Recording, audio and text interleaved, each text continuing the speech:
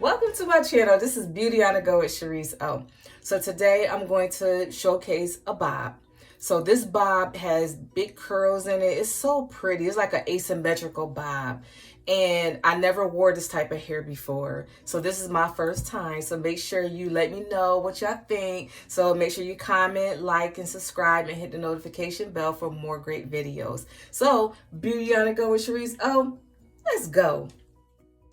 This wig is an asymmetrical bob. It has a bunch of curls in the back, beautiful curls. It has no combs on the inside whatsoever. Look at that.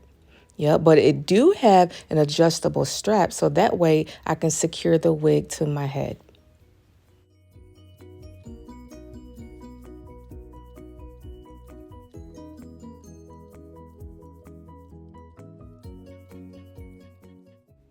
So I took a few pieces of my hair out so that way when I put the wig on, it won't look so wiggy. So that way my natural hair can be blended right into the unit. So that way it can look natural.